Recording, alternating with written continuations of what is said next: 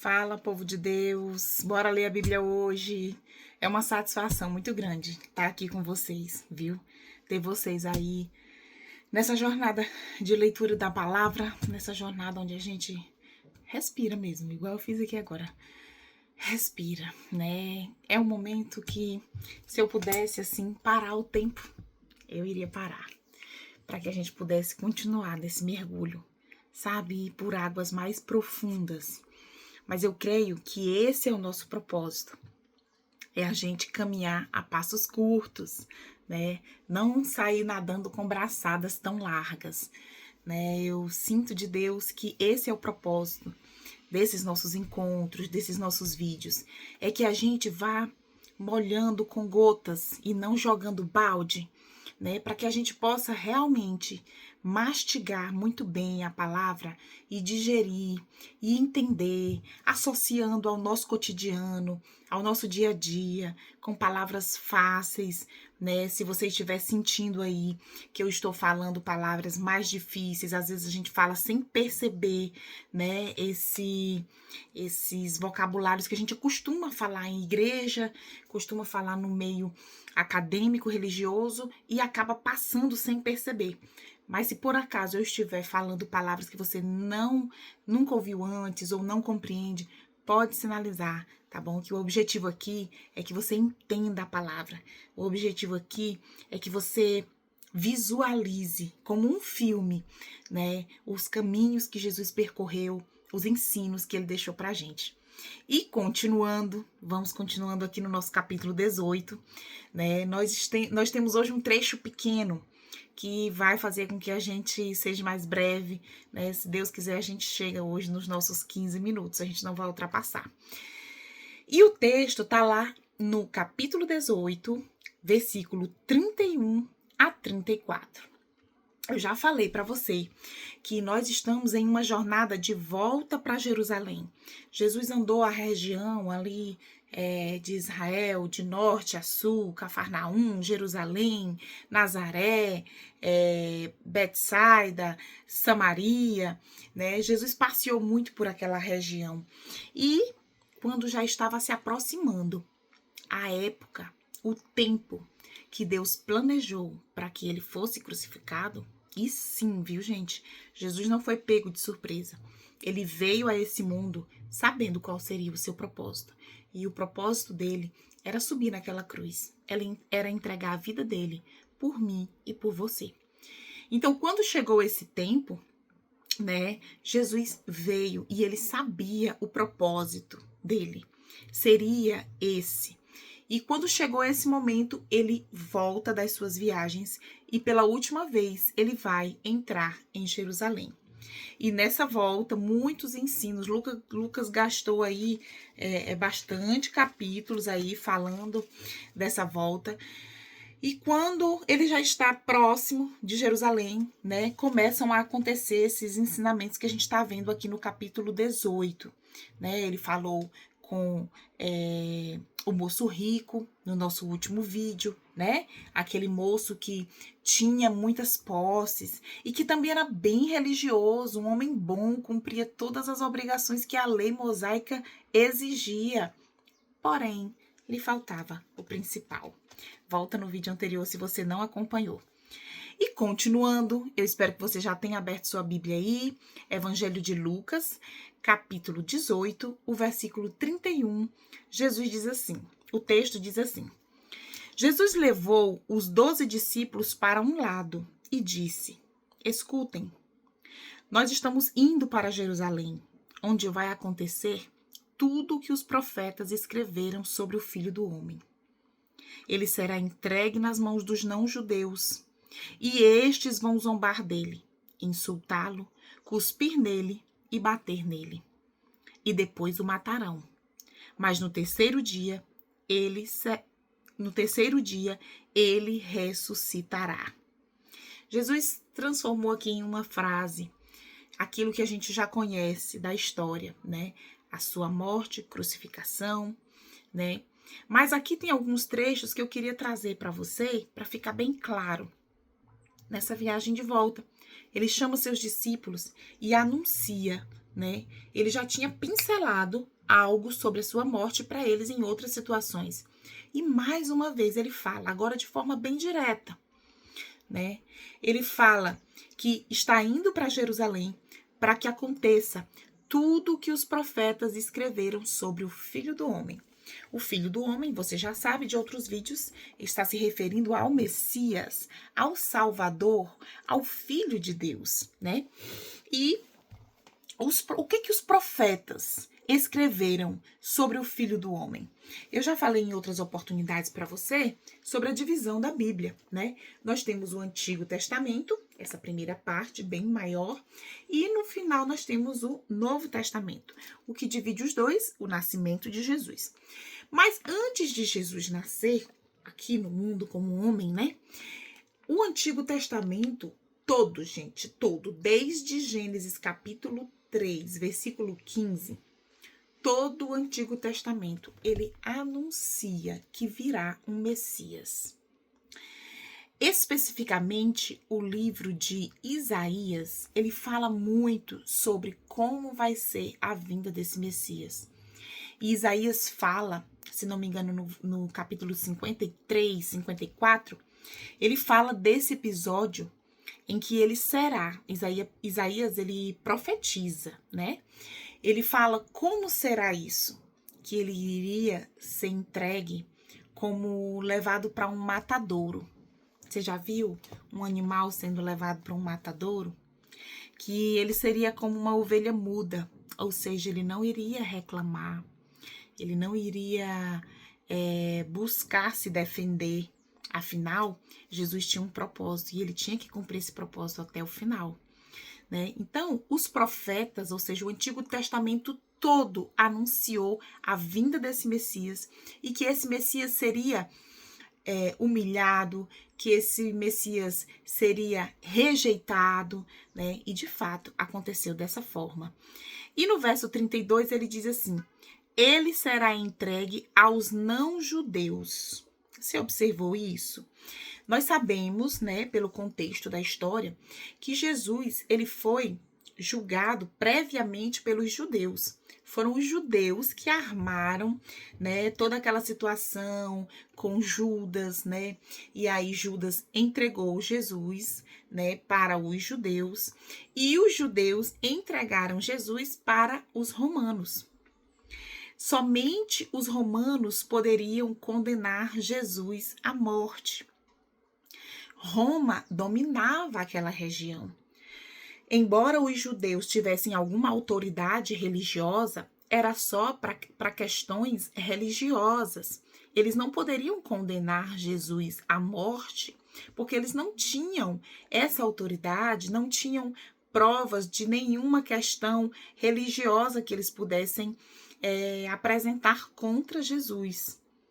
Mas, insultando Roma, como quem disse assim, olha, ele está levantando uma multidão, muitas pessoas estão acompanhando ele, será que ele não quer levantar uma revolta contra Roma? Ele se intitula o novo rei dos judeus.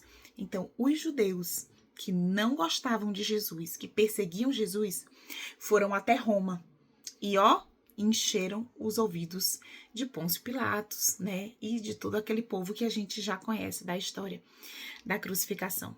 E foi isso que aconteceu. Quando eles prendem Jesus, eles entregam aos romanos. E aí os romanos condenam Jesus à crucificação. Você deve lembrar, Pôncio Pilatos, por 3 vezes, ele nega, ele diz, olha, eu não vejo problema nenhum nesse homem. Mas, por fim, ele diz, olha, tem um costume na Páscoa judaica, na Páscoa de vocês, que eu sempre liberto um preso.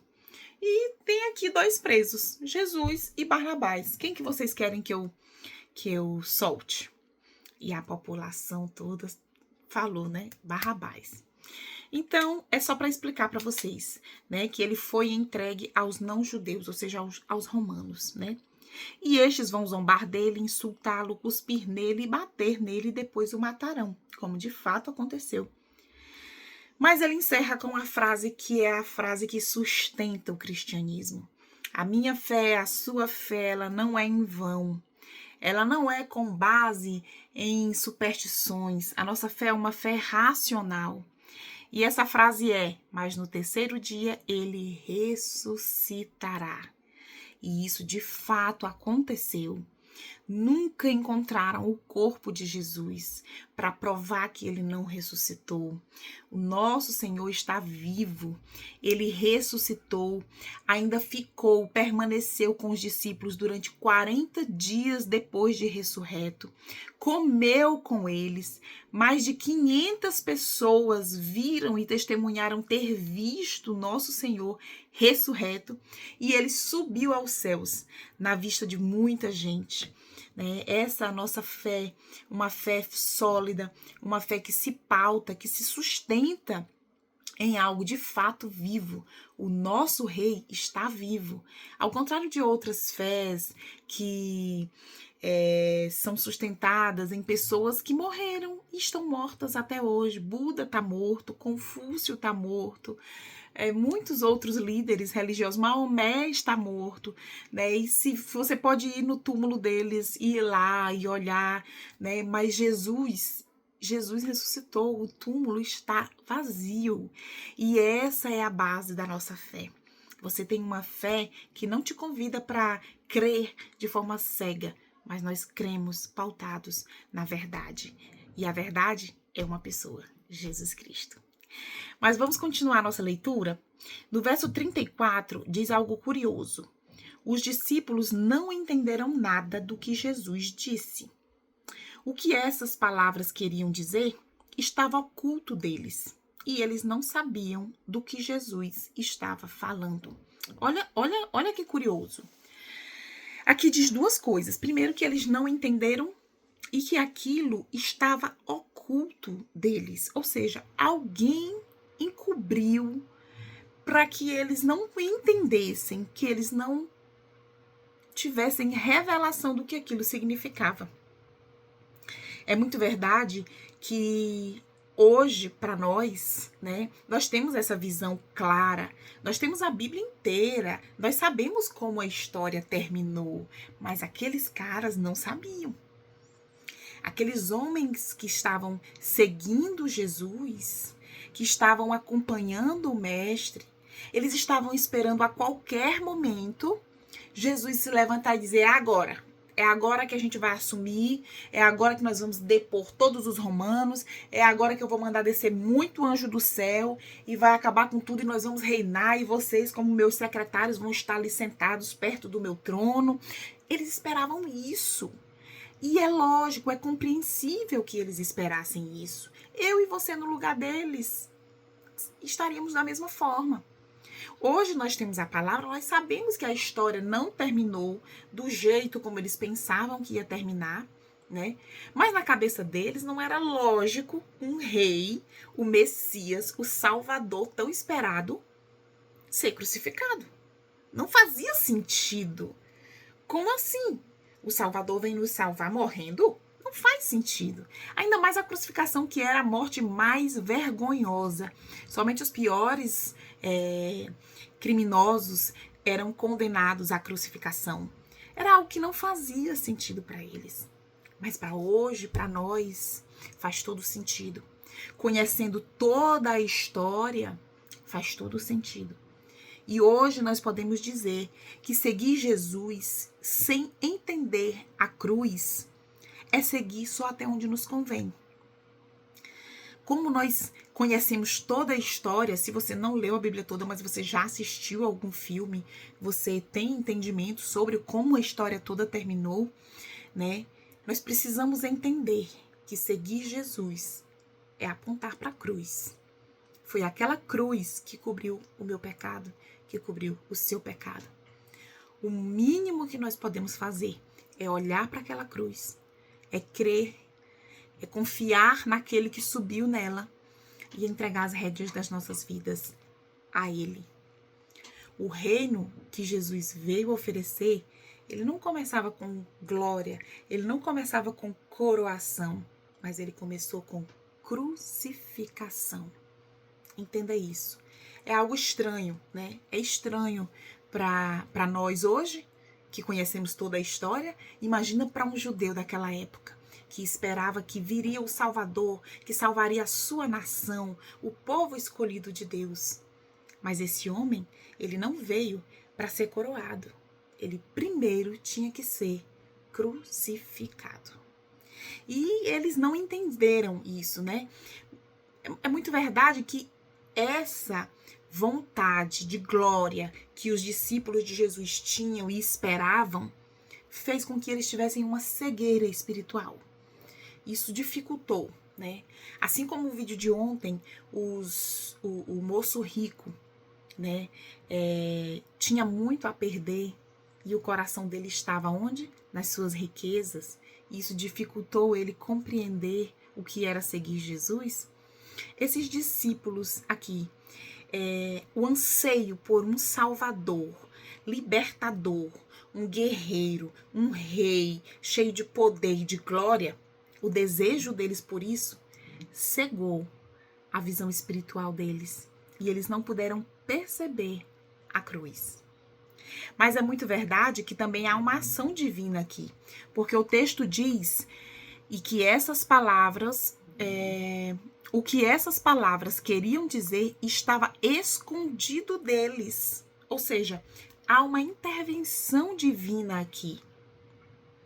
Provavelmente para que Deus esconde isso deles, para que eles não atrapalhassem o plano cronológico de Deus. A vontade de Deus, ela tem que ser cumprida.